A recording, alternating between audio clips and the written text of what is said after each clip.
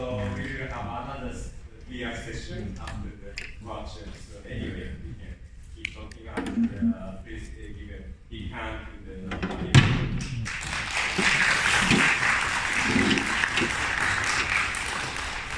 Thank you, everybody, for coming to the event.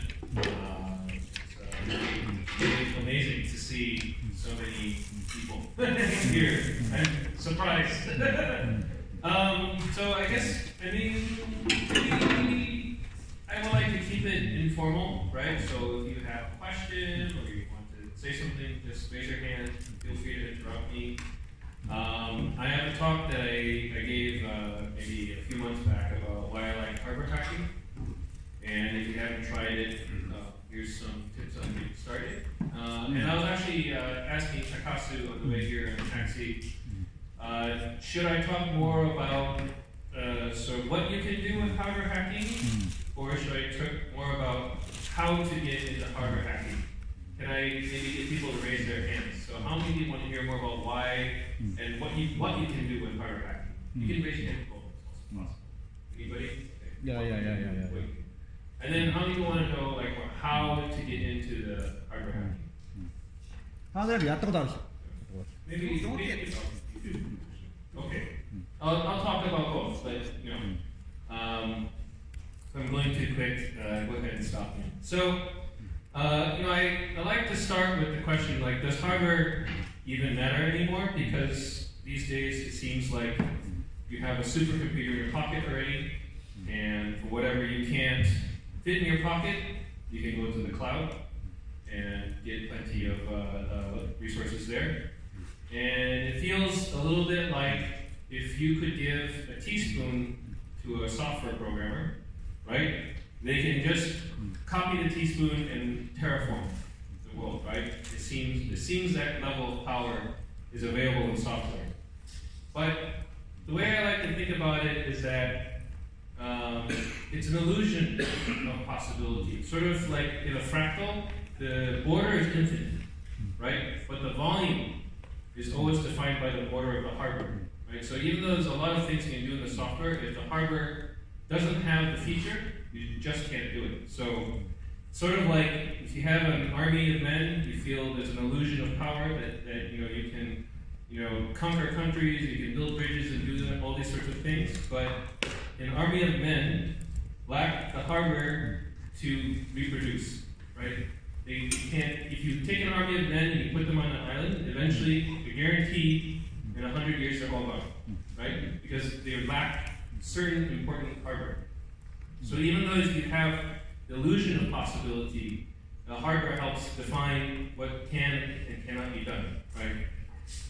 So there's some things, for example, you can't do without the right hardware. One of the things I like to I almost always travel with this, it's an infrared camera. No. So if you have a circuit, it's not working well, I can turn on the infrared camera and I can see which part is getting hot, right? And so without this ability to see heat, it's more difficult for me to do my job. So without this camera, it's things you can't see.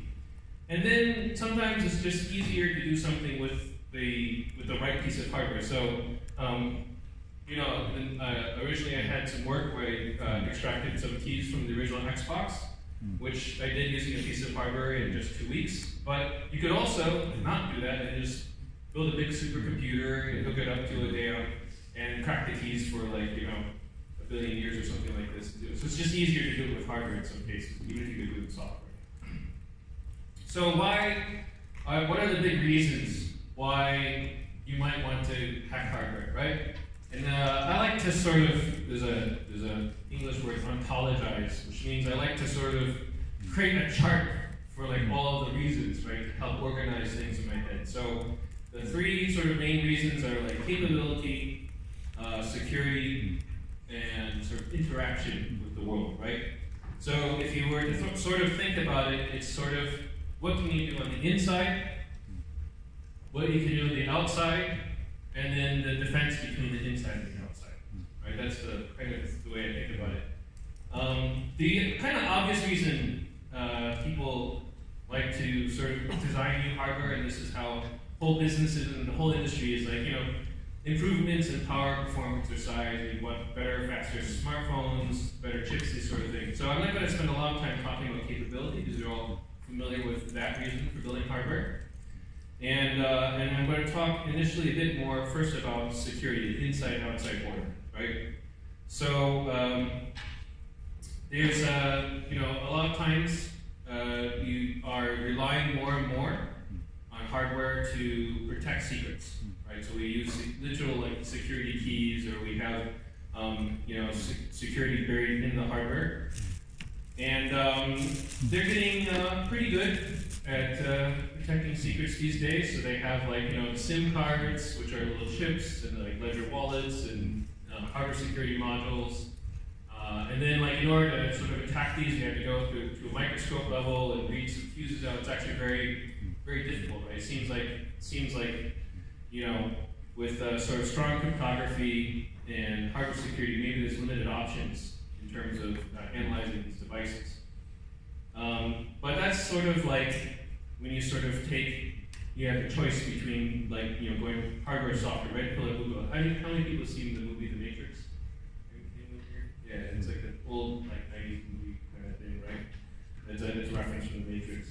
So if you want to go ahead and get to the secrets a lot of times on this hardware, you have to find ways to hack it. So this is one of the interesting aspects about hardware for me is how do we hack the hardware to get into the secrets of the hardware? And there's sort of basically two large categories. One's sort of passive methods, and the other one's active methods. So passive is like direct observation. So the classical microscope, just look at it under a lens, or maybe an SEM. Actually, this scanning electron microscope is sitting on a farm in Chiba right now.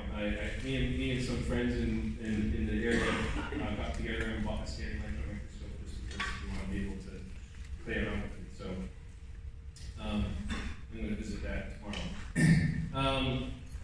And so, from the passive side, you can go ahead and directly measure sort of secrets in hardware like I did with the Xbox. But there's also really cool stuff, like if you just take a chip and you put an infrared camera at it. So this is a picture of the chip here, invisible. And this is with the infrared camera. And over time, you actually can see the transistors turning on and off. Each transistor, every time it switches, emits a little bit of light. So you can actually sort of watch a chip and see how it executes with time. So that's one way to read out secrets. And then there's sort of a bunch of other techniques like side channels where you can go ahead and look at the power consumption or the radio emissions to go ahead and extract the secrets. That's some kind of passive methods. The active methods is like, for example, it's called focus ion beam. This is what the machine looks like over here. And it's kind of a neat machine. You can actually go into an LSI chip, and you can go ahead and you can cut traces on it. You can add wires. And so there's actually a picture of a LSI, and you can see that someone's gone and drawn wires on top and cut holes in it. Right? They can do this with this machine. So this is sort of like the classic method for sort of attacking integrated circuit in this way. Then there's also sort of other active ways of doing it. They're called fault injection attacks, where you go ahead and you launch a laser into it, or some glitching, or some optical method.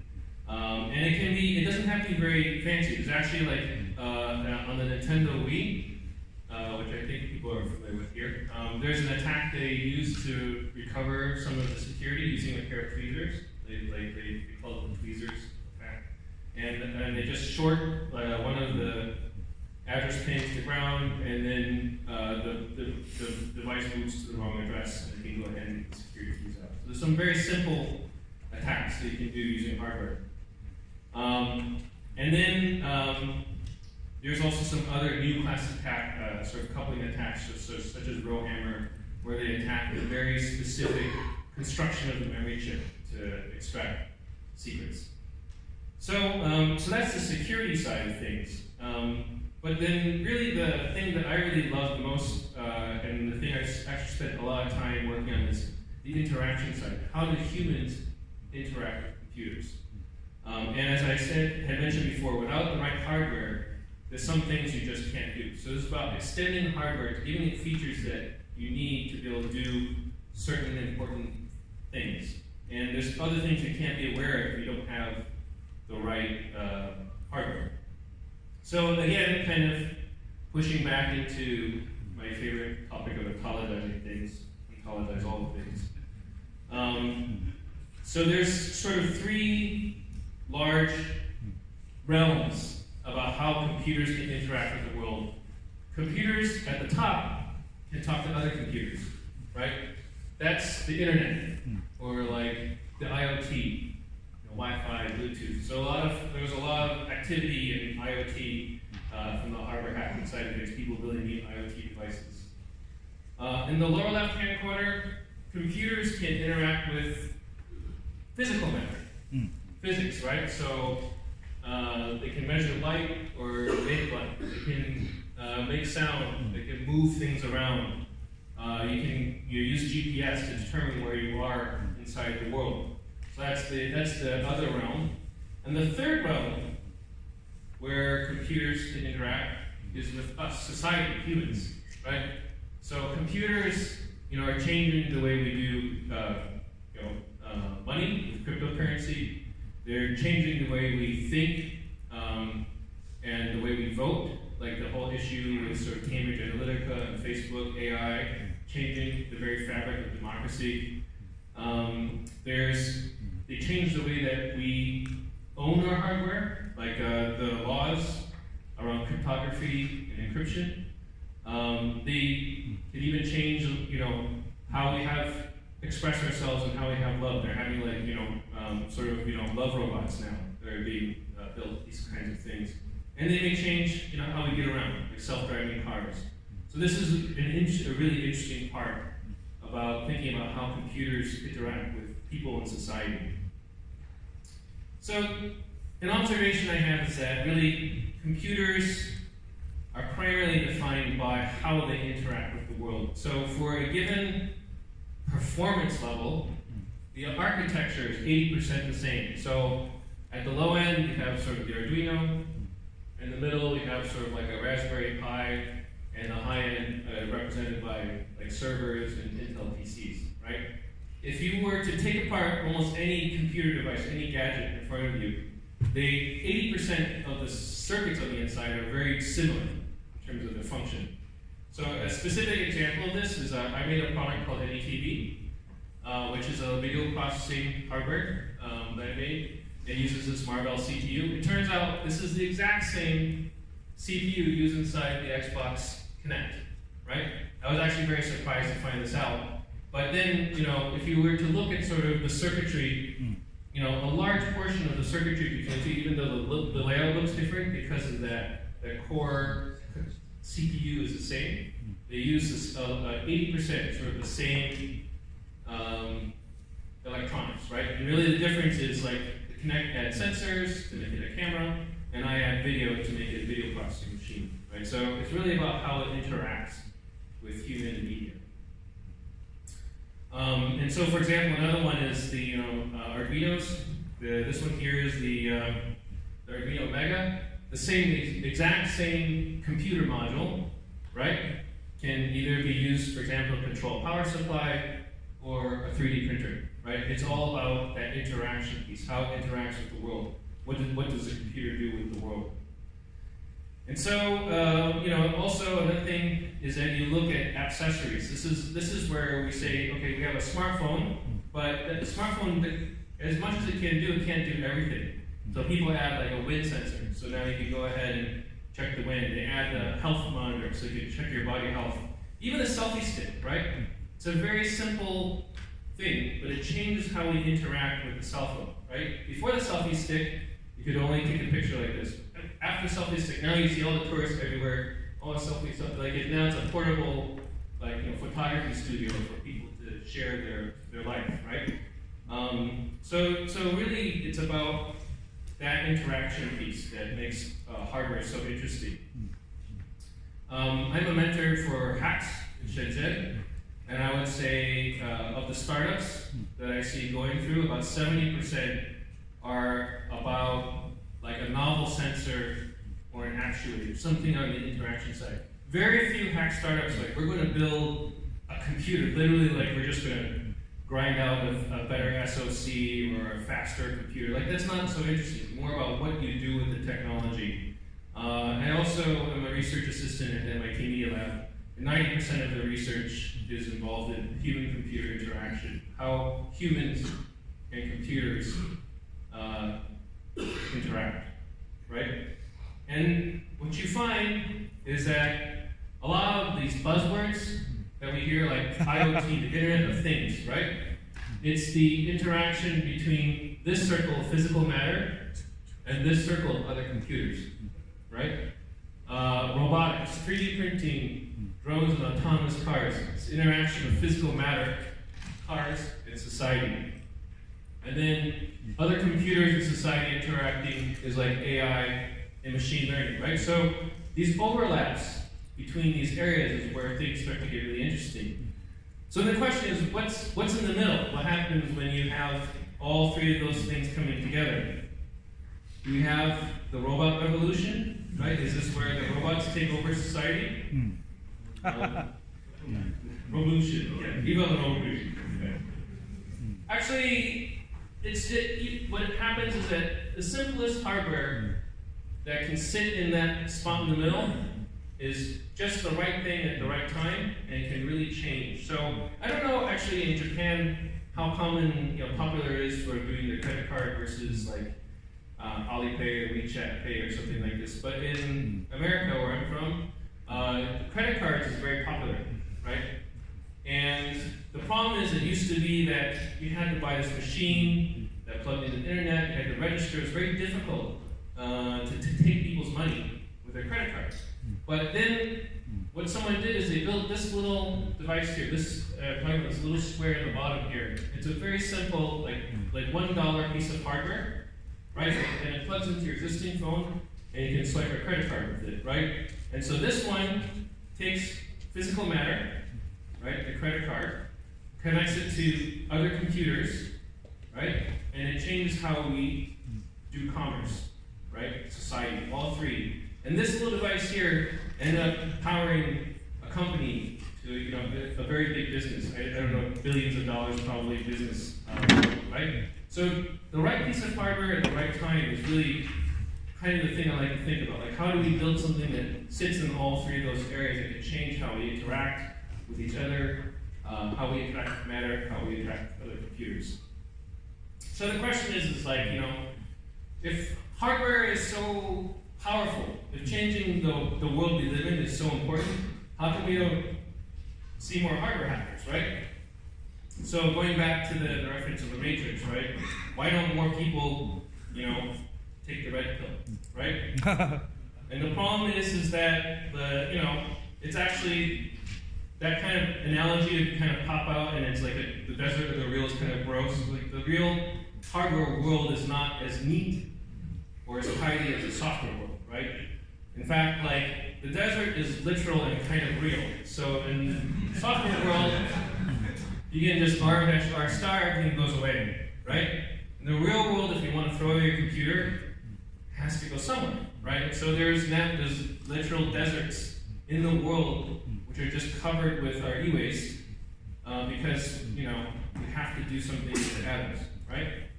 So the problem with hardware is that it's made out of atoms. And atoms are very, I don't know, what's the Mendup say, right? Annoying, right? Yes. Difficult, right? Atoms, people like to think that they own atoms, right? Everyone, the moment there's some atoms on the table, someone says, that's my atoms. Even the air, the government will regulate how you can use the air, they'll regulate the water, kind of thing. So you have to deal with the fact that you have to trade the atoms. Atoms are also, inherently, they like to have entropy, they're imperfect. Nothing exists in a perfect crystal, right? So you have to spend a lot of effort to perfect them. And finally, atoms don't move on their own, right? So it's not like, even after you've gone through the problem of trading the atoms, perfecting the atoms, if they're sitting in the wrong place, there's no good to you, right? A set of boxes in Dongguan does nothing for us here in Tokyo, right? It's an interesting sort of see then how sort of the manipulation of atoms is going on in interesting ecosystem like the Pearl River Delta. So this is Shenzhen in that particular area. And by looking at this ecosystem, you can get some hints, some learnings about how these things can be dealt with, how they come together. So this is a picture of that ecosystem. Right, so this is the Shenzhen Electronics District. It's a big bunch of buildings, and inside every single one of the buildings is like a bunch of stalls like this, a little bit like the old Akihabara, I remember it back in the 1980s, but now it's not there anymore. And then each one of those stalls has millions of components on the inside. Like it's pretty astonishing. Sometimes I'll walk up to one stall and I'll just do the math in my head and I'll be like, okay, there's like 20 million capacitors right here and about 5,000 of this IC. And then you can go online and look at the distributors like DigiKey or Mouser and find they have less inventory than like this random store in Shenzhen. Right? And then you can just walk over the counter and buy it. It's kind of cool. And then also, there's a lot of people with a lot of capability there who can, repair phones, fix phones, take things apart. And it's also kind of interesting that you'll see this phenomenon as well. This is like a picture.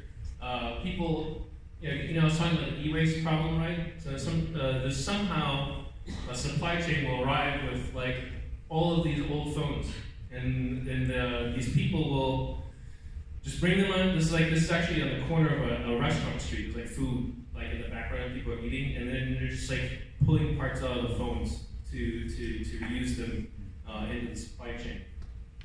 So it's kind of neat that you have this ecosystem, and one of the interesting aspects of the ecosystem is that it's actually quite easy to get equipment and capability to deal with building hardware, right?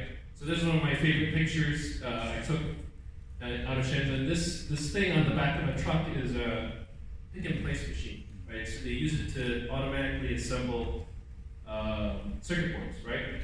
And they just sort of strap it onto the back of the truck and just trade it back and forth. Like it seems so casual. Like how can they be so random about it? And if you look at sort of the way the equipment ages over time, maybe this robot 10 years ago someone bought it for $1 million, and they're building Motorola V3s or some smartphone feature phone back at the time, right? They build it for 3 years and it's no longer useful to them, so they sell it for a scrap for $100,000. Then it's maybe bought by a company that does DVD players. They build DVD players for 10 years until that business goes away, and they sell it for $10,000. And it's picked up by a company that just does toys, some silly like cars for kids or whatever it is. And so now you walk into like toy factories in that area, and they have the same robot that was building smartphones 10 years ago is now building toys today. So there's like this ability to access all of this excess capability for pretty cheap. What you find out is that when it's easy to have a factory, it seems like everyone has a factory out there, right? So this is just a picture. I think I saw a copy of it. The Shenzhen Guide to Electronics. There's a little plastic insert on the inside for holding the business cards, right? And so most books don't have this on the inside, so I had to go and figure out how to make it. And this is the machine that this guy in the red here, he owns this machine. I said, hey, can you help me make this insert inside the book? And I went there to help work out how to make that insert, the sizing, all these sorts of things. And this was just as a little factory, right? He just had the ability to do that. He was very happy to let me in. So what you find is that part of the reason why there's this perception that hardware is difficult is that if you go into an ecosystem like America, it's very different in Japan, but in America, there's this notion that it's a designer versus a factory. So you make an idea, you file the patent to protect it, and then you shop it to the factory. You have no real ownership in the factory, and the factory is just there maybe to steal your idea, right? But if you go to China, actually, it's more because everyone has a factory. Designers are their own factory. right? And so when you actually own your own production means, you don't worry as much about protecting your IP. You just go and you start building. If you don't have the capability, you buy the capability, you build it.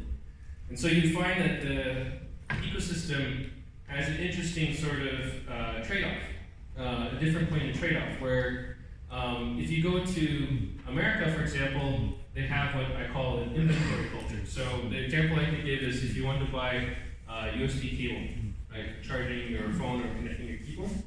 If you walk into the store, maybe, I don't know, go to Yodobashi camera or something, say, hi, I want to buy a 1.7 meter USB cable, right? Maybe the clerk will tell you, okay, we have cables here, 1.5 meters and 1.8 meters. I know you want 1.7 meters, but how would you just buy the 1.8 meter cable and just curl up the end that you don't need, right? But then you tell the guy to go to wash the camera and say, no, I want 1.7 meters. Can you make one for me? Right? You think you're crazy, right? And the reason why he thinks you're crazy is because he has inventory. He wants to sell you what he has, right? And so he will say, okay, I'll give you the 1.8 meter cable, maybe at a discount or something like this. But he won't make a new cable. He'll try to sell you what he has. The difference in China is that people have like this machine here, which is used to put the ends on the cable. And they have a wire, and they have the ends. So there you can go to a shop and say, hi, I'd like a 1.7 meter cable. They would say, oh, today I don't have any, but if you wait until tomorrow, I can make one for you. Because really, actually, what's the difference between a 1.7 and 1.8 meter cable? It's the difference of what you type in on the panel of that machine. It's actually very simple when you have the right machine, but it's a very unreasonable request if all you have is inventory, right?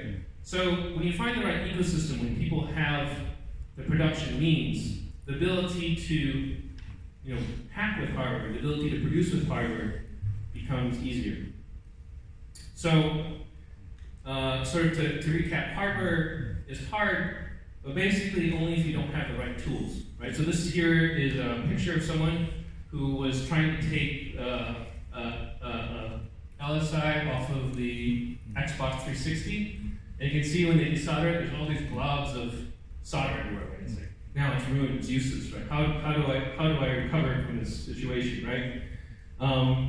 But then you, for example, go to Shenzhen and you have people who like remove and fix the phones all the time, right? How do they remove it? Okay, they actually have like this machine here that just a milling bit. They just, instead of desoldering it, they actually just remove it with a CNC. Just cut it right out of the motherboard and it leaves a nice clean spot. They can put a new CPU down, right? So when you have the right machine, it's not that difficult to do some of these tasks. Another thing, for example, is everyone's broken the screen probably on a mobile phone these days, right? And then at least in America or in Singapore even, if you wanted to fix your screen, $100, $200, very expensive, right? It turns out you can get the right equipment. You can go to Shenzhen, for example, and you just need to buy one of these machines here that's a hot plate to heat the glue on your LCD, and you use a pair of wires to just pull the LCD off from the touchscreen. So you can just take them apart, and that's like 20 or 30 bucks.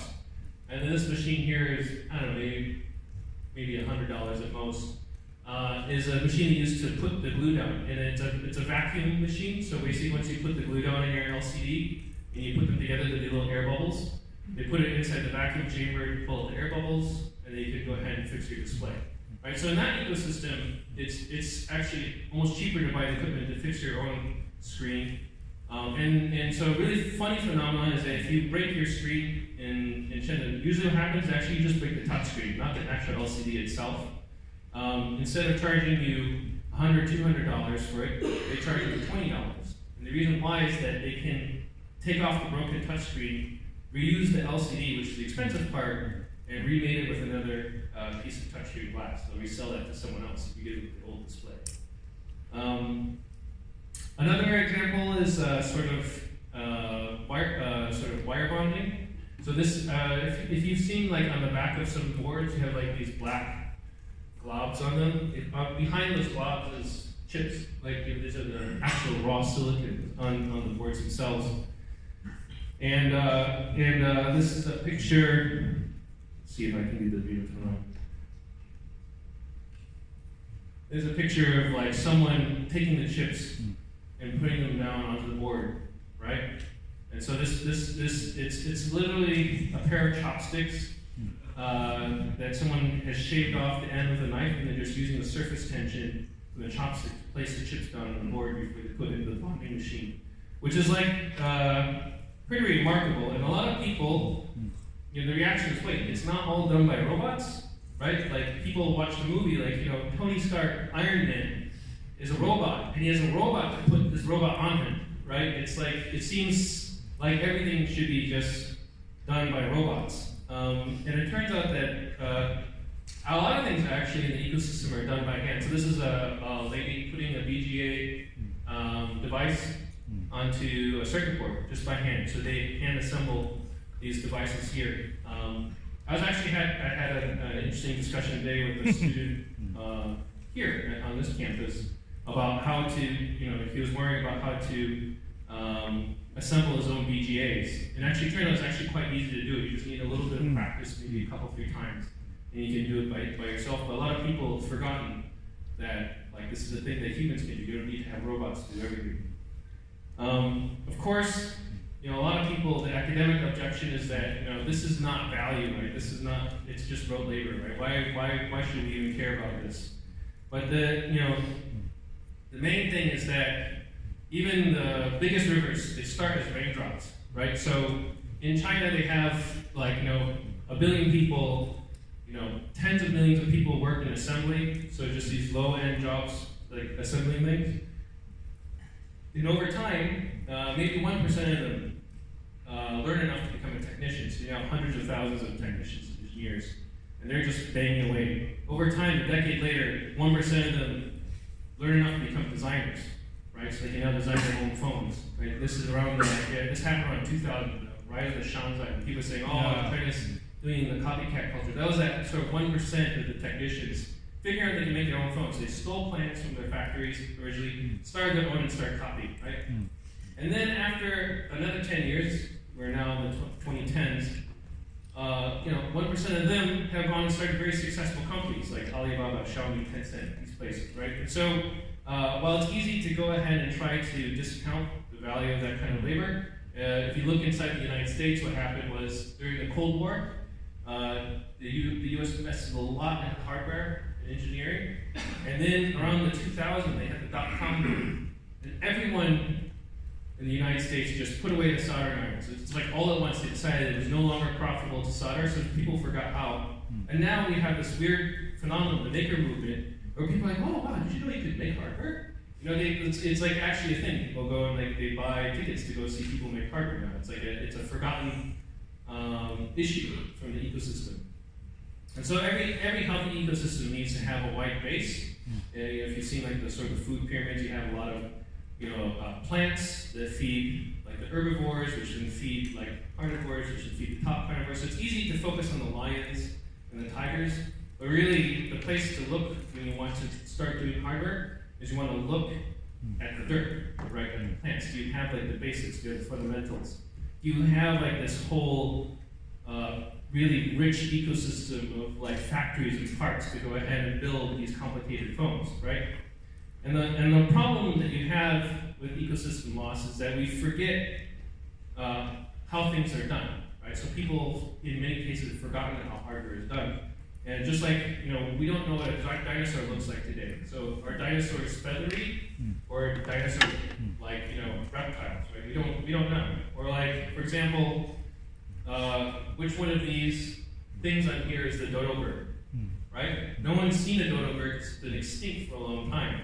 And so it turns out the thing on the left is a dodo bird. It's a huge bird.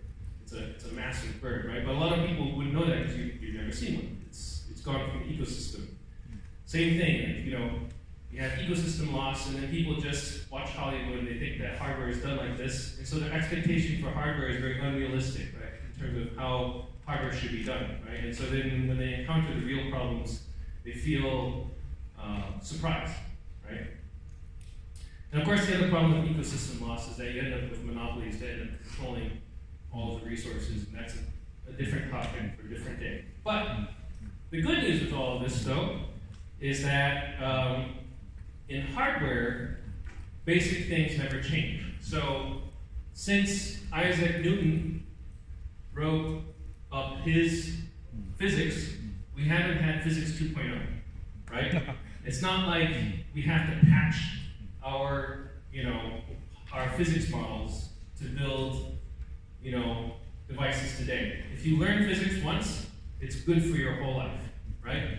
Same thing, and the other thing is humans, we actually haven't changed either. Our basic constraints, we still have 2 eyes, 2 hands, we hear at the same frequency. It's not like, every couple of years we see a new light band, or we have like 4 times the number of limbs or something like this. Like, that's all pretty constant, right? So there's 2 things that basically stay really, really constant in hardware: physics and us. We stay basically constant. So if you compare, like, this is the list of programming languages I've had to learn, right? I started with BASIC, then went to C, assembly, C++, Pascal, Perl, Java, Python, JavaScript, Rust, Ruby, blah, blah, blah, all these different languages. It seems like every 6 months there's a new language that's hot and cool, right? On the other hand, for electronics, I really only had to learn 2 sets of equations, and I kind of broke them out to even these bigger lists so it would be a little more fair. There's Maxwell's equations. They're hard, right? But once you learn them, they don't change, right? There's Gauss's law for magnetism, Faraday's law, and Ampere's law. From this set of equations comes Ohm's law, right? Comes, transmission line effects, how do antennas work, right? A lot of these things just come from this set of equations. If you understand these, like a lot of hardware becomes... bit explain to about that because of I really love this philosophy. この2ページで言ってるのは、テーマがその前とガラッと変わってて、ハードウェアをやった方がいいってことを言ってて、ハードウェアをやると何がいいかっていうと、ハードウェアは基本的には物理学で動いていて、物理学はバズワードと無縁で、誰もフィジックス 2.0 なんて言い出さないんです。でこのページは何かっていうと、もしソフトウェアプログラマーだったら6ヶ月ごとに新しいことを学ばなければいけなくて、ベーシックの知識は C では役に立たないし、C プラグラムの知識はパスカルでは役に立たないし、6ヶ月ごとに知識を捨て続けなきゃいけないんだけど、バニーは高校と大学で学んだガウスの法則とかファラデーの法則とかフレミングの法則とかで今に至るまで仕事ができてるから、ハードウェアの知識は基本的には古びないので、その意味でもハードウェアやった方が得なんじゃないのってことを言ってる。そこで英語わかる人が全員笑ってるみたいな。Okay. Yeah, these are very good tema. Very good tema. Help me to translate this. So, and then the bottom set of equations is if you want to learn how transistors work, you need to know fixed laws of diffusion. But that's it. Like I learned those as an undergraduate in college, and it hasn't changed. It just gets better with time, right? Also the tools I had to learn on the software side is ridiculous. Linux, Mach, Init, Sysd, BusyBox, Open, Make, Pip, App, Young, Conda, Docker, Jenkins, JavaScript, GitHub, SVM, Perforce, Grow, Lilo, Qt, Gulp, GTK, Apache, Nginx, Web2. I mean, all these frameworks. There's a new framework every, I don't know, who knows, right? Hardware, soldering iron, that hasn't changed. Hot air gun, okay. Microscope, pretty easy to use actually. Microscope. Oscilloscope, a little more tricky, but you can learn how to use it. Spectrum analyzer, so that's frequency domain, so time and frequency. And then on the software side, I have Altium, design PCBs. Same software since 1990, right? SolidWorks, designing the plastics, same software since 1990, right? Cadence, Magic, Synopsys, making the LSI, right? Also basically the same software for a very long time, right? So hardware might be hard, but at least it's not Sisyphean, right? So there's a old Greek tale, right, about the man who's cursed to carry a rock up a mountain. Every time he gets to the top, the rock goes down to the bottom. He has to bring it back up again, right? So hardware is difficult, but at least every time you learn something new, it's yours. Someone can't take it away from you by saying, oh, hardware 2.0, right? Hardware 3.0, right? Whatever it is, now you have to learn a new thing. So getting started, actually, the basics are surprisingly cheap. This is a picture of sort of my lab area. And basically most of the components here, except for this very nice multimeter, you can buy in Shenzhen for about $200 US, right? It's so cheap that now when I travel to Shenzhen, I don't bring any of my equipment. I actually go there, I'll buy it brand new, use it in the hotel room, and when I leave, it's a gift to the hotel, right? Because it would cost more to check it in and send it back along with, right? It's too, that's how relative, and that I'm including the cost of the microscope in that situation. The microscope is the most expensive part, probably $100 out of the $200. Soldering iron, hot air gun, all that sort of stuff. So if you want to get started in hardware, dumpster diving is a good place to go. Actually, Akihabara has some really great junk shops here. One of my favorite pastimes when I visit Tokyo is to find a junk shop and look at them. And also one of the amazing things in Japan is that people really take good care of their equipment. So if you go to the used equipment shop, the used equipment is actually very, very high quality here. So I actually sometimes buy some used equipment from here to bring back. In the United States, you would go to a place like eBay or Craigslist. But another place, I don't know what the policy is at a university like this, but for example, at MIT, sometimes they when it gets too old, they just throw it away, and they have a list that they mail it to. Oh, we're throwing away some equipment here, and then you see all the students come out and start harvesting through the things they throw away so they can build their own lab, right? And so it's it's a cycle, right? So you get some maybe broken equipment to start with. You fix the equipment, so you learn about how the equipment works at a very deep level. You use the equipment. Now you can get more broken equipment, but maybe harder equipment, you fix that. You learn how to use that, and then you kind of sort of over time, kind of bootstrap yourself into a more and more sophisticated hardware lab setup. And also, in the process of fixing, you learn a lot. So this is the inside of my what used to be my Keithley multimeter, and it had a problem. One of the transistors on the inside went bad, but I took it apart. I looked inside. It's just beautiful things, beautiful circuits on the inside. Just really interesting things that designers did. And I learned a lot trying to fix it. The next thing is that a lot of people are really worried when they say, "Oh, you want me to hack this hardware, but what if I break it, right? What if I void the warranty? What if I screw things up?" So I have a rule. I call it the rule of threes. I always get, if I'm going to say I want to hack the Xbox or hack some whatever product, right? I get one product and I'm just committed to breaking it. So it's just going to be broken. No matter what happens, it's not going to survive. And so this one here, I can buy as broken already. So I'll go on some used equipment site and they say, "Oh, broken Xbox, in $15. Okay, send it to me, right? I'm going to break it anyways, right? And the reason I get it is I take it open, figure out how to take it apart, I take the chips off, circuit board, I never intend to put it back in, but I learn everything I can breaking one, right? Then I get one of them to actually do the hack on. Right, so I implement my change. This is the Xbox change I did, for example. And then I need one to check. So one that I don't do anything to, so that when I make my changes, if something's wrong, I don't, am I crazy? Is it my circuit? Right, what's going on? And you don't have to buy this one. You can just borrow from your friend. Because we promise you return it just fine, right? You're not supposed to do anything with it, right? Just for checking, right? Yes. So the rule of threes: one to break, one to hack, one to check, right? And so this if you want to go ahead and try getting into it, it helps you get over the fear of failure. It gets you over that barrier, that first, oh, what if I break it? If you have one that's already broken, it's much easier to take it apart when you know it's not going to work ever, right? You have no more fear. You just engage with the hardware, right? So that's hacking. But what about making, right? It's like, wow, phones, crazy, they're so complicated, right?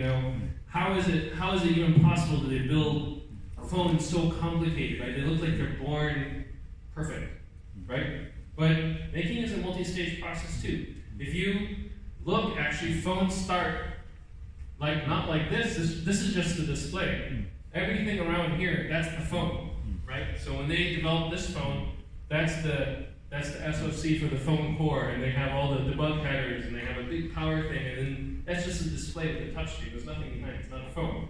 So phones are born like this big, right? The first time when they build phones, this big, and then they shrink it, and they shrink it as they get more and more confident, and then finally the very final version is that small, thin, tiny thing, right?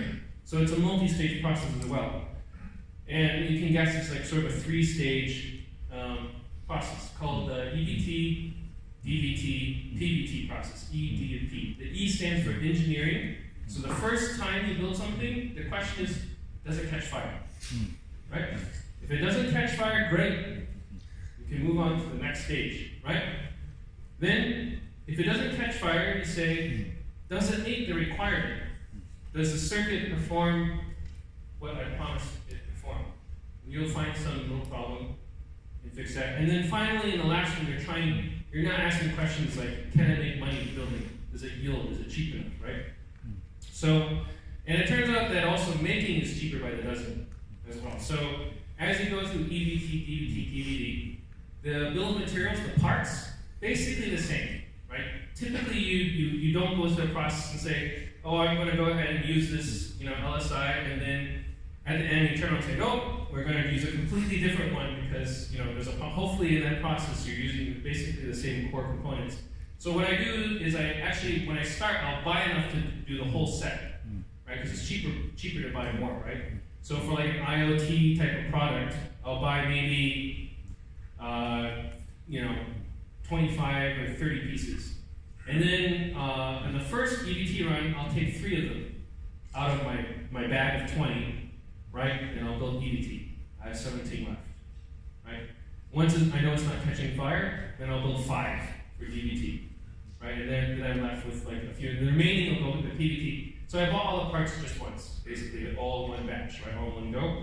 And you notice I always build like odd numbers, like 3 things, because when your circuit's not working, you want to know, is it the soldering, was the design, was the part, right? So if you have 3 of them, you can measure both of them, and sort of like if 2 of them fail and 1 of them doesn't, then you know it's the soldering on that one, right? So it's like helps to keep you from going crazy. So example is like the chumbi. There's a couple actually sitting right here. It's wonderful that people remember. I normally have to explain to people what like chumbi is. Some people seem to remember it. It's great.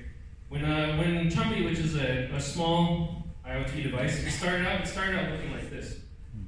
So it was a large circuit board, right? About that big, right? And we had to ask, literally, does it catch fire, right? Because we're putting a computer circuit inside a fuzzy object. So I bought just a Hello Kitty, and I bought a sort of fuzzy pillow, and I put the circuits on the inside and turned them on and run them for a long time to see how hot it gets, right? Just to figure it out, right? Not even the final design, but just try it out. Then we went to the design validation testing stage, where now the circuit starts to look about the right size. But there's some problems, like the integration isn't good, it's not quite perfect, right? And we're just figuring out how to get the design right. And then finally, we end up at PVT, right? Where this is the production unit. So this is actually, someone did a teardown of the production unit, and it's a nice looking case at the end of the day. So it was a 3-stage process, right? And the main thing to remember is that it doesn't happen if you don't try. So you just need to if you're interested in doing it, just give it a little run, right? Just try pushing forward to it. So another example I have of just giving it a try is a small startup that I'm involved in called GB-tronics. And if we were to go back to the old chart that I showed you earlier of like how hardware can interact, it's about physical matter interacting with society. And it's meant, it's education electronics. It's meant to teach kids how to do electronics. So the final product has this wonderful, it's like this injection molded plastic thing that it puts into a book, and it has all this material. It looks, well produced. The very first version of it started out like this, right? It was literally a paperclip, right? That G just taped some circuit boards onto and put some copper tape on to see if the idea even works. And then, we built this huge panel, right? And it was like, I call it the one of everything. I tried all the hard things, all the stupid things you could do just to see what the process could do, what was capable, what was not. So some things didn't work at all. It was just terrible, it was a bad idea. Some things work great, right? And so you learn from the EBT what caught fire, right? What doesn't catch fire. After that, we went to a DBT stage where we sort of, there's a 3D printed now clip prototype. You can see it doesn't have the final nice look to it. It's like this very simple black case. We're looking, does the spring hit work and the colors right on the stickers. And then finally you have a product. It's this, sort of nice orange color. Looks more like a clip product, right? That we're able to ship to end customers. So, one takeaway I'd like you guys to have is that hardware isn't hard if you know the method, right? There's no magic to it. A lot of people say, hey, Bunnie, it's amazing how you do these kind of things. Is it like the movies where a robot comes and puts on your suit every day or something? No, it's just step by step, right? When to break, when to hack, when to test for the hacking. And making, does it catch fire? Does it meet specs? And does it yield? Just step by step, right? Break it down in small steps. And so, I really personally enjoy hacking hardware because it brings new capabilities to the world. I like to build things that people haven't seen before. It brings new capabilities around. And so, instead of having to live within this fixed volume, this illusion, this borderless illusion, I actually get to go ahead and just live in a world without borders because I can define my space, right? So that's why I like hardware hacking, and I hope that people, when they read my book and so forth, can also be inspired to give it a try too. Thank you. Yeah.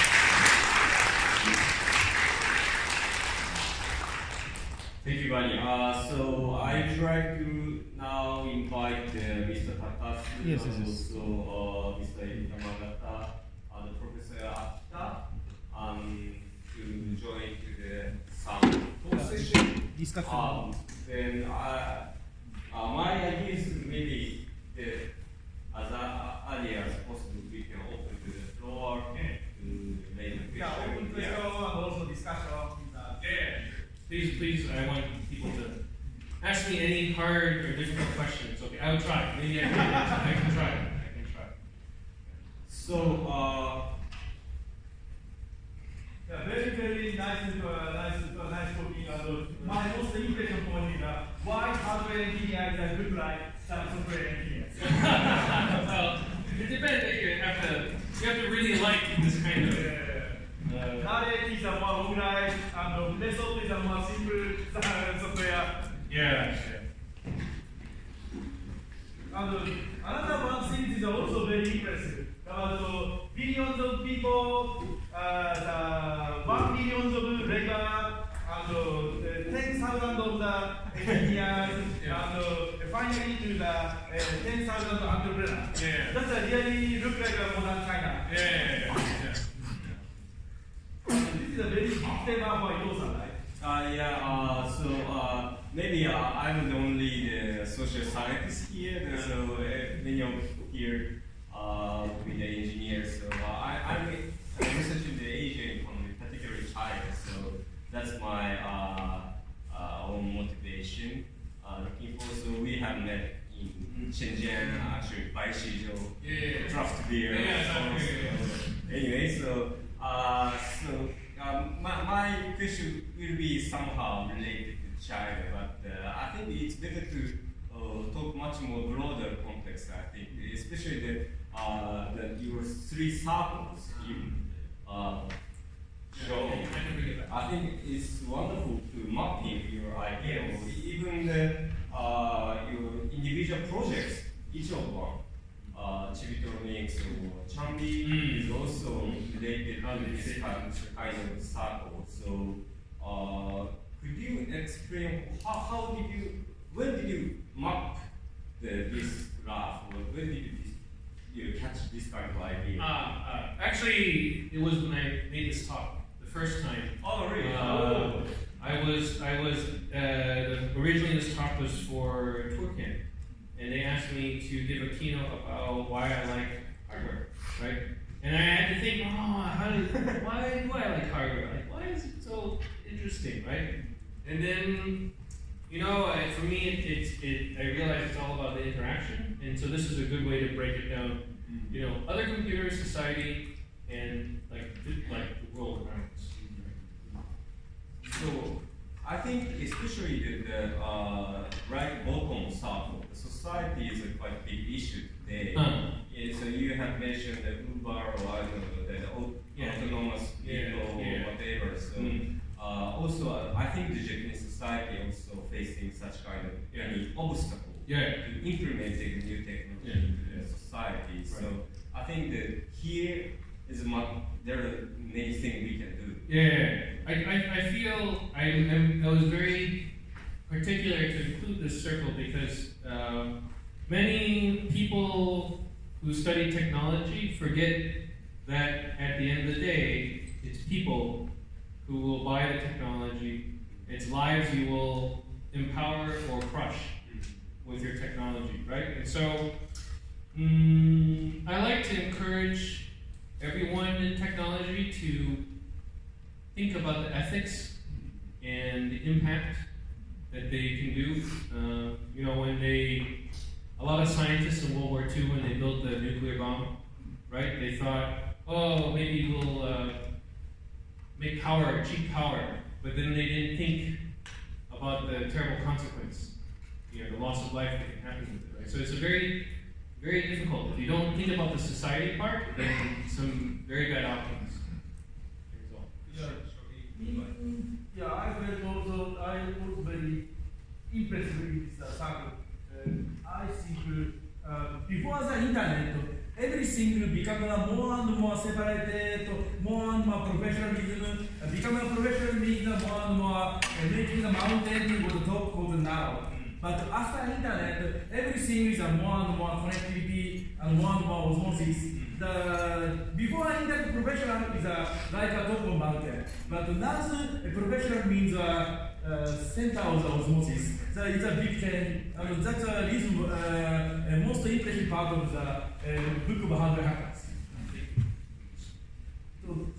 ちょっと僕自身の話もすると、僕が今やってるニコギ新鮮コミュニティって、バニーとかも含めて、今いる伊藤さんは東大の経済学の、プロフェッショナルで PhD で、秋田先生は電気工学の PhD で、バニーさんはアメリカの、MIT の、エレクトロニクス PhD ですよね。で、山形さんは翻訳家で、あと工学のコンサルタントですよね。いや、手工学を勉強して、今は開発援助のお金絡みの話をしてます。この橋を作ったら儲かるかっていう話です。He's a consultant for some developing the nation and also developing city.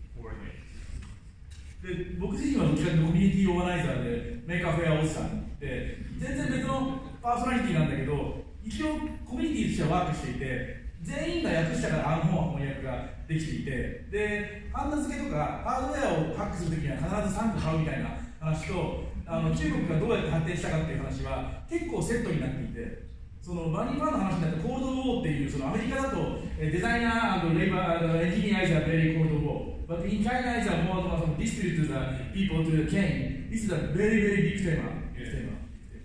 だから、さっきのバニーファンのプレゼンにもあったけど、その10億人人口がいると、100万人ぐらいの労働者が生まれて、その100万人の労働者で1000万人の労働者から、100万人ぐらいの、設計とかデザインができる人が生まれて、その100万人の設計デザインができる人の中から、10万人の起業家が生まれて、その10万人の起業家が今中国をドライブしているみたいな話は、すごいよく理解できる話で、日本語で書いてる難しい本を読むと、起業家と労働者って全然交わらないように書いてあるんだけど、多分そうではなくて、みたいなことがすごいよく分かって、それが今日のトークからもすごく勉強になったなと思いました。いや、I think that is motif and also that obligation motif and osmosis motif is most important. Ontology is a human. Network is a computer, ontology is a human. How about Yamamoto? Just one question is that, okay, I understand, personally, I like hardware, so I like to open things up and break stuff, and then tweak stuff, have a little change, that would be very interesting too, but I don't, then go to the production phase. I don't build products, I just think. Sure. So maker thing comes into the political or policy area, there's like, okay, we should push this and create more entrepreneurs and make people just produce things and make products and that's Steve Jobs and this and that. Is that something to be encouraged, or would you just let things happen, or what's your impression about it? Is there value in pushing people into creating products? Yeah, I think the problem you're bringing up is sort of like the interventionist government policy, right? They have a problem, not enough jobs, and so they think the solution is, I don't know, stimulate the economy by creating. Actually, honestly, I feel like if you actually look at the way Silicon Valley came about, or sort of the Chinese ecosystem came about, it wasn't because the government predicted it. A lot of governments like to say, we create the special economic zone, and therefore, we saw it coming. Actually, it's more that the government got out of the way, right? And at the time, like in China and also the United States, there's no regulation, right? If I want to put a factory here, it made the most sense for the business, you could do it. Now, actually, Silicon Valley, it's almost impossible to open a factory and it's for all good reasons: clean air, clean water, minimum wage, a lot of good reasons why it's difficult. But unfortunately, it's not a lack of entrepreneurs and a lot of encouragement to go into it. It's actually that it's too many barriers now, for people to get into it. So I don't think the government, like when people say we need more maker spaces, that's definitely top-down government thinking, right? That doesn't never really works. Really not works well. Yeah, it's really more just someone just gets excited about something and they want to do it, and then all the government has to do is like, okay, sure, go and do it, right?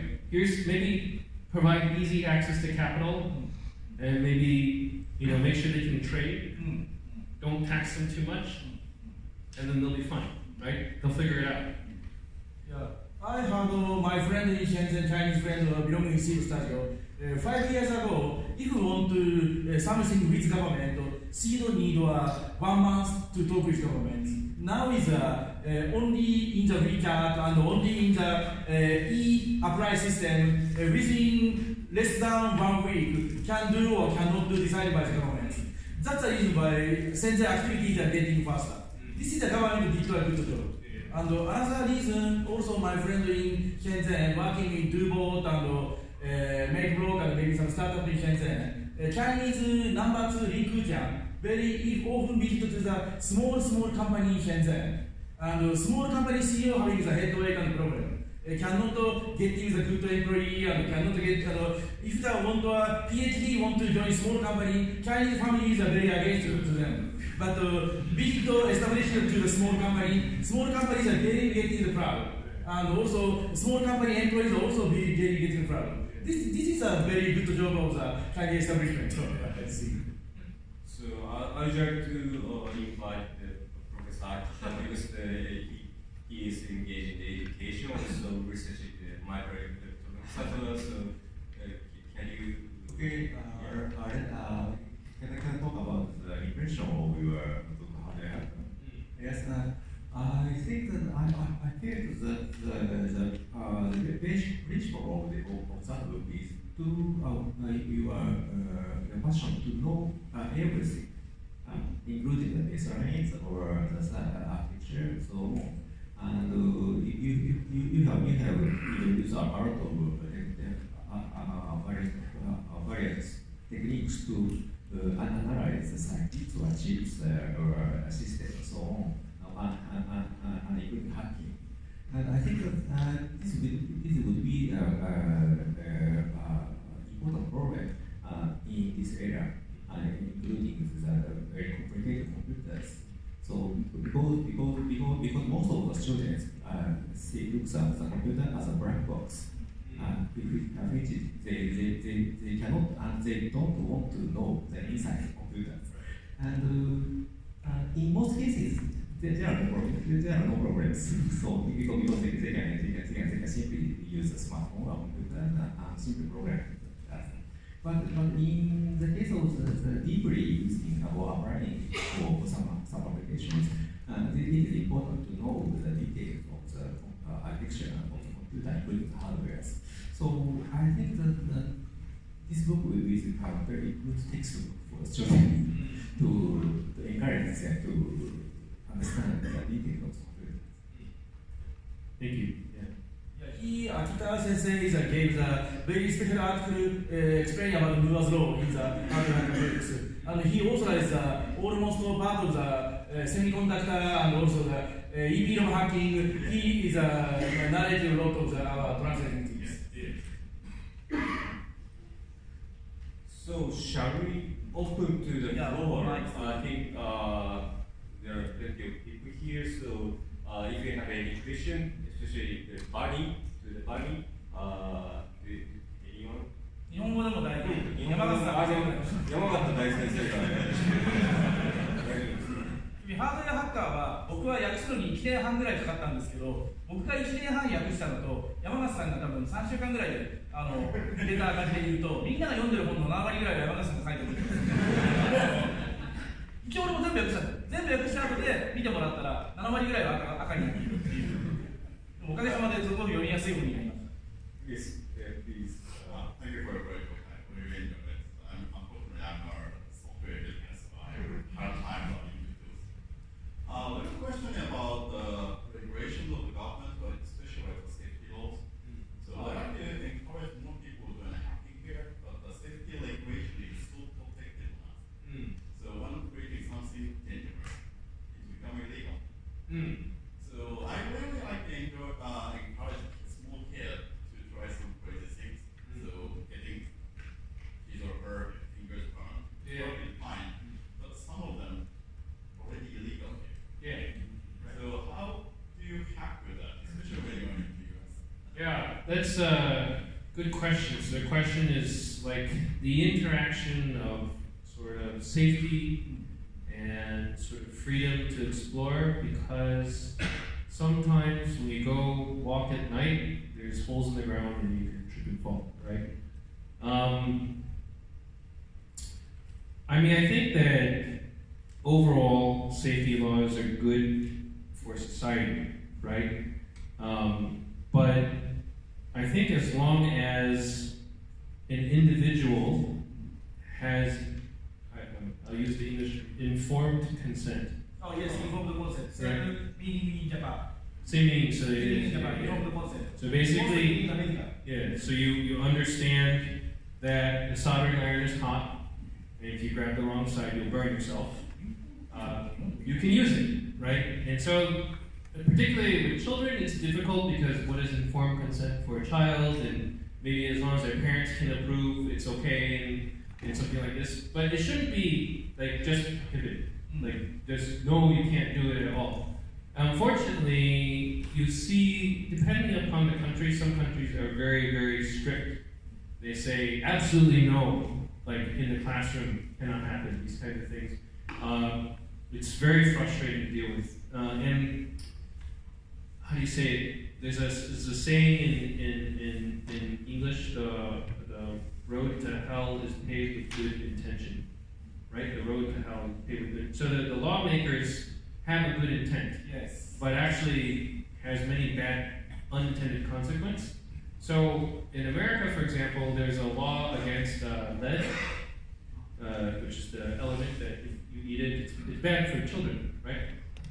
It's a great idea, right? But the way they define lead paint is called surface coating. So the test is if you can take a knife and scrape it off, it's paint, right? Okay, now we build a circuit board and we bring it to the testing house. They take the knife and they scrape on a resistor.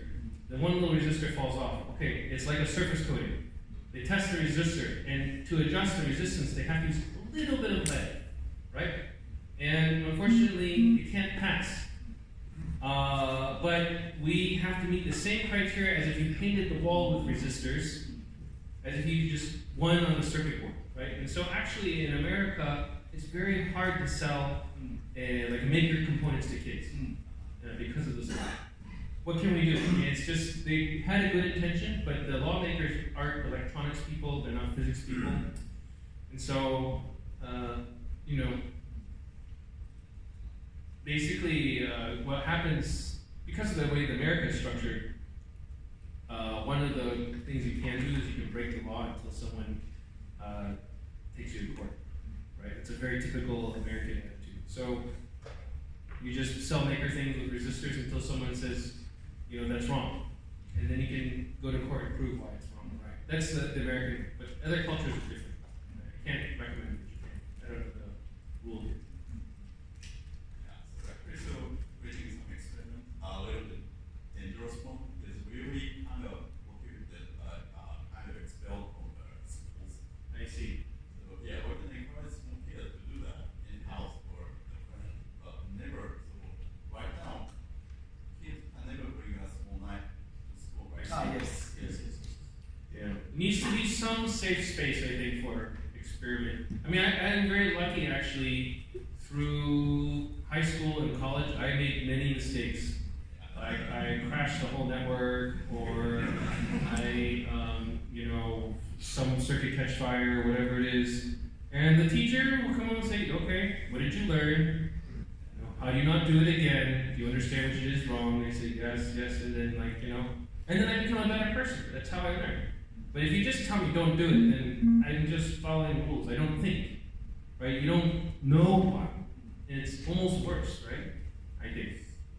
Yeah, that is too strict. Not a freedom access to knowledge from the engineer is a big tragedy for the Japanese engineering society. This is me and Ito-san's theme. We very surprised. Chinese engineer access to information is a very freedom. Oh yeah, yeah that's right.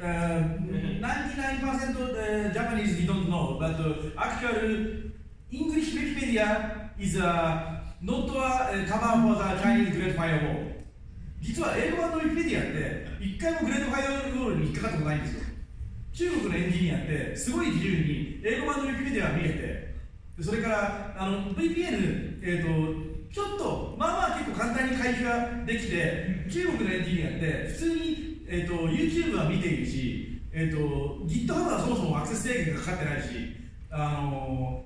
スライドシェアは見れてるし、あと中国って経済書と技術書に関してはすげえあっという間に翻訳が出てあんまり検討されないんですよ。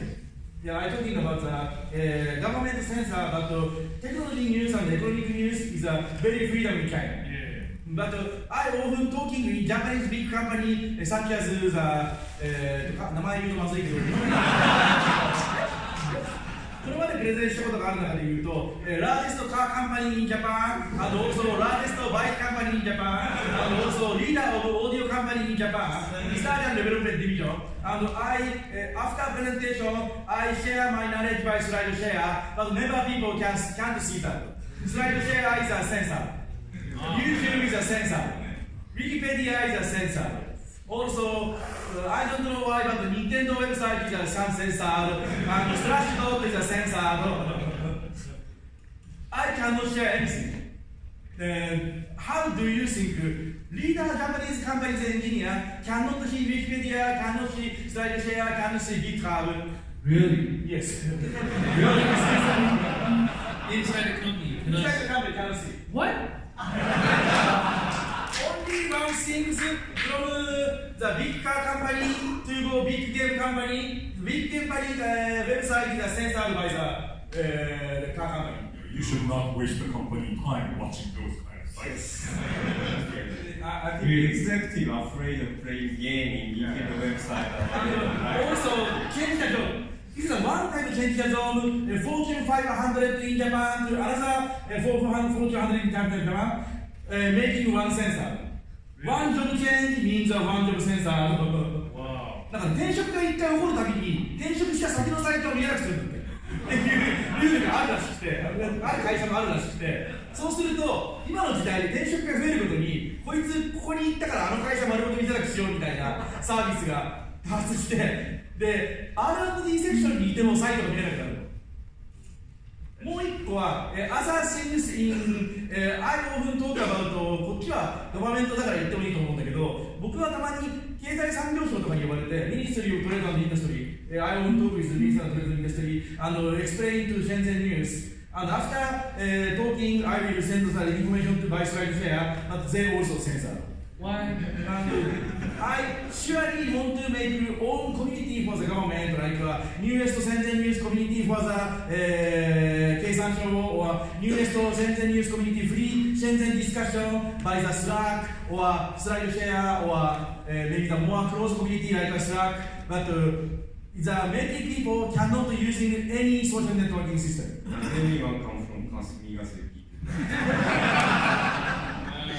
その I guess there is some. メーリングリストを作って送るっていうのでも、メーリングリストの登録システムを俺がGoogle フォームとかで作るとやっぱりダメなの。で、どうやったら情報がシェアしますかって言ったら、この人が担当なんで、しかもその人、担当してシェアする権限がある人ってだいぶ偉いの。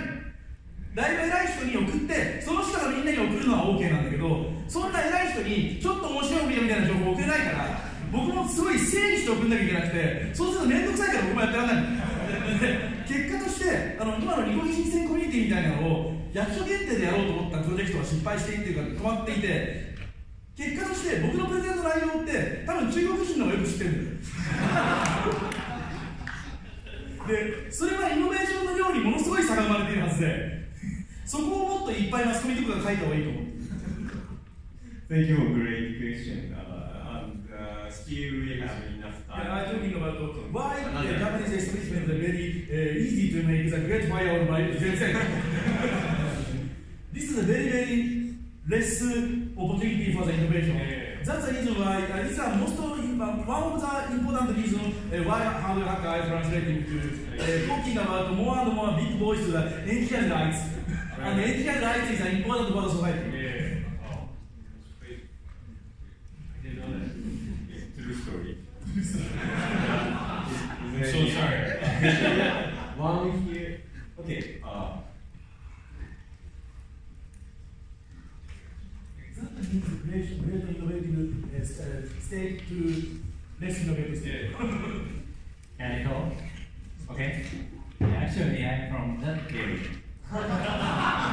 And I know how you feel inconvenient for that. But my question goes to two areas, and actually the first question is, as you mentioned, it's easier to build a factory in Shenzhen area while even in Silicon Valley it's hard to do that. And I think you or Takasa mentioned that's due to environmental protection. My question is, if the Chinese society changes and the sentiment for such kind of environmental protection, that kind of sense grows, is it possible to Shenzhen to remain such kind of relaxed policy? That's the first question. Yeah, that's a very good question, and in fact, President Xi of China announced sort of the clear skies and green, like whatever, green, white, blue water, whatever, some initiative, right? And in fact, already many small factories are closing in China because they cannot afford the cost to retrofit to meet the new standards, right?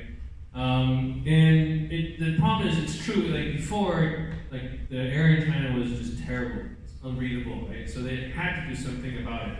It's a balance at the end of the day. It's like, sometimes, you need to be able to make some progress, and then you also need to have some freedom to be able to do it.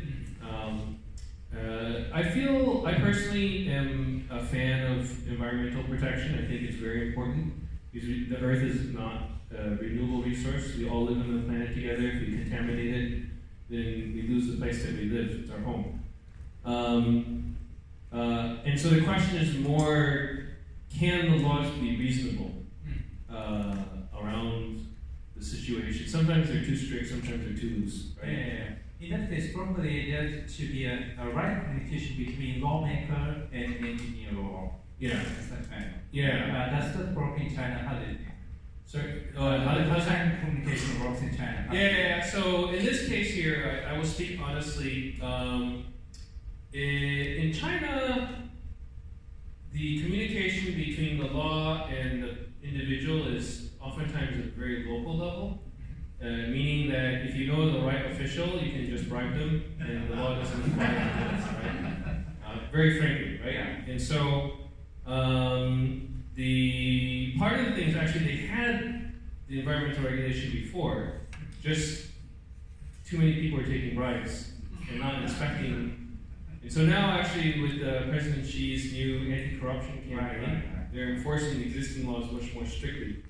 And the problem is now they're enforcing them almost ridiculously strictly, right, to the point where the factory can't survive.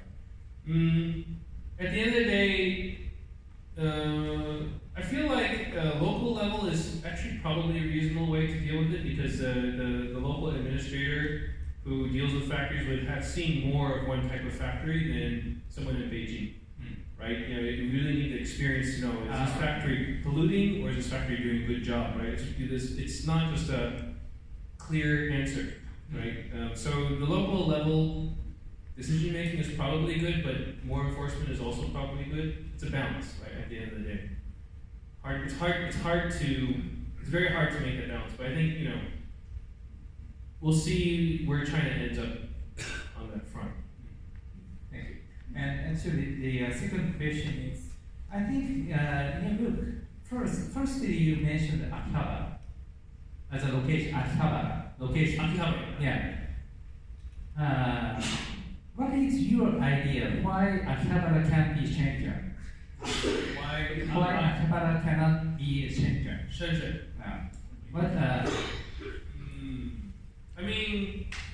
I first visited Akihabara in the 80s, and it had a very Shenzhen feel around it, right?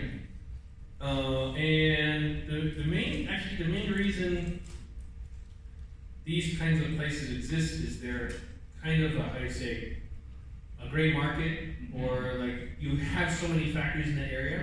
The factories have a problem where if I place an order for 1 million phones, and then demand is weak, and I make 900,000, I have 100,000 parts left. What do I do? Right? You need a market to move the excess components, right? So actually, Shenzhen's market is primarily fueled by giving the manufacturers that wiggle room, right? There's so many people who are and the thing about actually, we have all the manufacturing in one place. If Apple has a bad quarter, probably Samsung has a good quarter, right? And so really all you're doing in the market is you're moving the inventory from Apple to Samsung, right? It's a net sum zero for capacitors. It's specific components, maybe winners and losers, but capacitors should move hands. It's very efficient, right? More clear message is market is a part of the ecosystem. And Akihabara is a part of Japanese market or ecosystem, and Spartan Bay is also part of the Shenzhen ecosystem. Very good example, Comic-Con is a very great event in Japan. The venue is Makari Messe. If the Makari Messe move to other country, you can do the Comic-Con, completely cannot. Comic-Con is a part of Japanese ecosystem. That means Spartan Bay cannot move from Shenzhen. Akihabara is also cannot move from other country. But completely cannot be each other. Yeah, that's right. Thank you. Ecosystem is quite interesting. Yes. Yeah. One related question is that today it's the age of Chinese manufacturing. So made in China from 2000 to until this year, 2019, at least. So at the same time, the many factories that relocate to other nations, even since the 2008 the financial crisis. Some went to Vietnam, some went to maybe somewhere in India. Even some of our friends went to Ethiopia, for example, manufacturing. So your presentation, you mentioned about how physics, reality happen in the Pearl River Delta, China. But maybe next 20 so many locations will be candidate for such kind of grassroots management. Is it possible? Because now many factories start moving to many directions, not just one nation. So your question is it possible that there could be another like Shenzhen phenomenon in another ecosystem? Is that the question, or? I think maybe next 2 decades, there will be many sub-center in manufacturing. Yeah, sure. Different economies. Of course. Yeah. I think that's I think that's all. I mean, I think it does make sense for there to be a kind of a steady state. Hardware manufacturing, because that one slide I said atoms don't move on their own, right? There's an actual economy of scale benefit in putting all the suppliers in one place, right? Yeah. So there is some scale economy. On the other hand, the customers are not where the factories are, right? So there's also a benefit to move the factories to the edge, right? So this is the whole digital fab lab idea that you can move the manufacturing to the edge, right? And it's a balance between the two. So I think that centralizing all manufacturing in one place is not the end. It's not like all factories will leave everywhere else in the world and all end up just in one place, because you still need to have some finishing process. And then it's not the case that it's practical to say that we're just going to see manufacturing just blow up into 1 million pieces and just distribute itself across the earth because it costs nothing to move components from one part to another, right? And I think a lot of that, the natural balance point, will depend upon mostly policy, like tariffs, minimum wage policy. Really, what happens is you find people who own the factories, they're very practical, right? They just do the math. How much does it cost to move the factory? Okay, $2 million to move it. What's the minimum wage going to cost me? $3 million extra because of the minimum wage. Okay, move the factory. Done, right? Like the math is there. We just make it happen and move the factory. And then if the government wants to bring the jobs back, change the minimum wage law, and then they come back. It's like and so like now that the trade war with the United States and then a bunch of the new regulation, you're seeing factories leave China because government policy is now impacting the bottom line. And you'll see that trend continue until we reach a new steady state. But fundamentally, there is a gravitational force to manufacturing because of the logistics challenge at the end of the day. So if 5 minutes remain, I guess. It's 5 actually.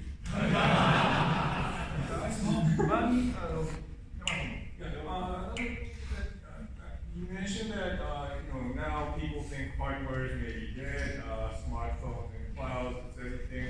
But on the other hand, in other areas of technology, the same thing happened. The automobile, those were originally from hobbies, and then GM and they came in, and even for the computers, I used to make my own computer from chip, but then at a certain point, I remember it was PC 8001. When that machine came, it's like, okay, I give up. I cannot make this level of machine. Right, sure. Yeah. And so there's always this, you start from hobbies, we're maybe just making this clothes. My mother used to make my clothes, but now nobody does that. Right. So there's probably a gradual process of maturing of technology. And so I found it very interesting that in the book, you deal with biohacking. Do you still do that? And do you Yes. still,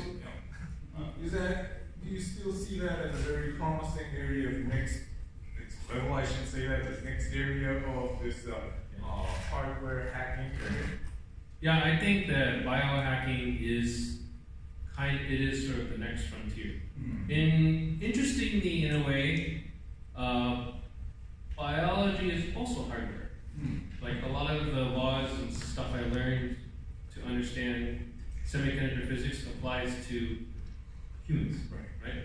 And very interesting is that biology method is very, very not methodical, right? Engineering method is very rigorous. So actually, what you find as an engineer walking into the biology field, I can disrupt a lot of the way people do things. I do just a little bit. Wow, how did you come up with that idea? It's called debugging, right? You know, we do this every day. We have a method for like figuring out things in the past. Wow, how did you know how to do this? Like, this is common sense for an engineer, right? I think again, if you look at the three bubbles, right? Society and humans. Really, biology really touches very strongly in society. It's like we're now at the edge of asking questions. Do we have custom babies, right? Do we customize humans, right? This can change society immensely if we decide to do this, right? And scary enough, the technology is there. Really, it's very close to doing it, right? So I think that even if you don't have a personal interest in it, it's going to be important for everyone to gain some familiarity because policy will be passed, right? It's going to impact your children's life, and it's going to impact the food we eat and all these kinds of things. So I think we can't ignore it. It's it's a thing that I think everyone, and that's why I actually told the editor when we were putting together the Hardware Hacker book, I really want to put the biology section in because I want to put the seed in people's head that who think just in terms of computers. Actually, there's a way to think about biology that in the mind of a computer scientist, you can participate in an ecosystem. You can read the DNA code. You can, like my partner, she's a bioinformaticist, and she uses like Unix command line to set, opt, grep, Perl, these things to process the human genome, right? It's like amazing, actually. So I got my genome sequenced. I actually sequenced it 3 or 4 times because there's errors in sequencing. So this is another like really interesting. People think that like, oh, I go to 23andMe, I have my genome sequenced, right? Why would anyone think they get 100% accuracy? They don't, right? So I sequenced 3 or 4 different services, and we compared the failings of the technology. We could think about it, and so I can ask her like, oh, do I have this disease or have this disease? And she's just grepping through the files and searching through things and comparing these against databases, and it's just another computer program. But this time it's very personal, right? I think I would recommend people if they have some spare time, take a look at it. It's very interesting. Last message and other things. I want to talk about censorship, about blacklist program and whitelist program. Blacklist program is I told already. Many sides use censorship in Japanese engineering society. On the other hand, I feel very similar feeling. Engineer from Silicon Valley and engineer from Shenzhen, they never making a whitelist. They can see many local news and many more specific technical news for the freedom. And not care worry about the big news like Wall Street Journal or CNBC. That is less important. More important is the more specific news and more sensitive news. But Japanese big company engineers are more problem. They very focus on the only big news or a big publisher. These are also big problem.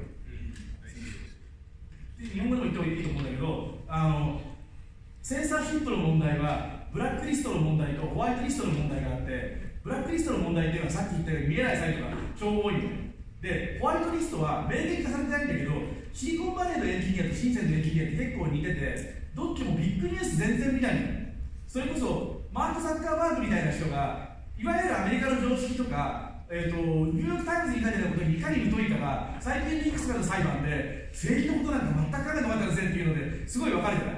みんな自分のことにしか関心がないからテクノロジーの深いニュースは見てる、ハッカーニュースとかスラッシュドットは見てる、でもテレビのニュースとか番組とかザッカーバーグ見てないし、でアリババのキャットバーも中国のでかいテレビがいかにくだらないかは全員知ってるというか、ここにいる全員中国共産党大防衛発表とか誰も信じないでしょ。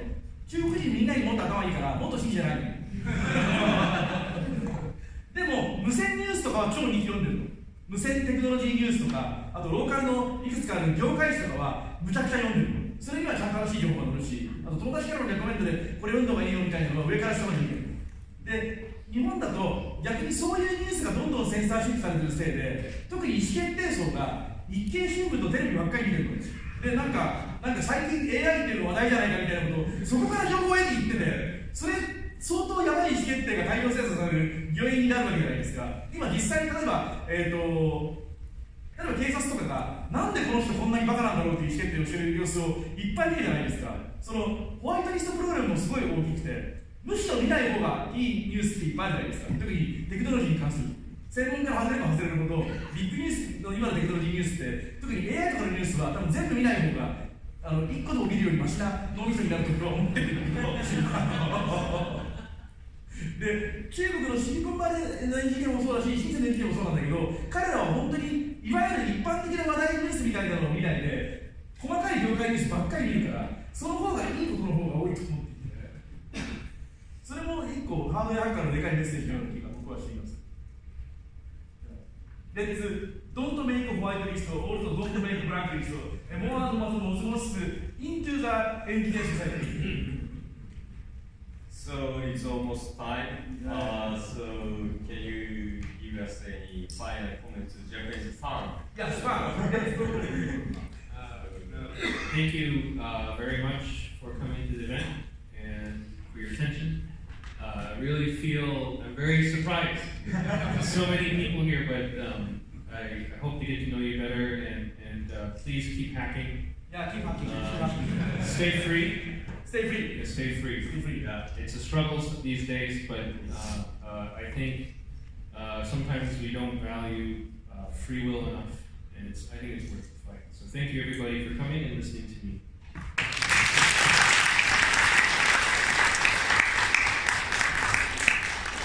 Final announcement. So please. Group photo. Group photo. ブリンクオンブック。オンブック。上から撮ったらいい。じゃあすいません、前の方になんかワイワイ集まって後ろから撮りまして結構価格の大きいカメラバニーを囲んで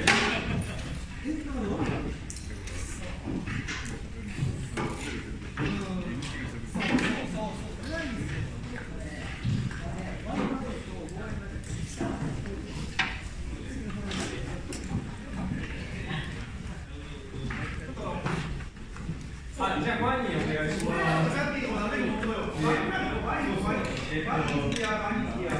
本とかみんなで持ってきて。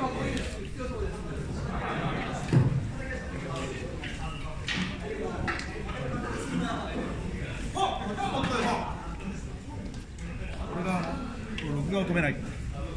録画を止めて。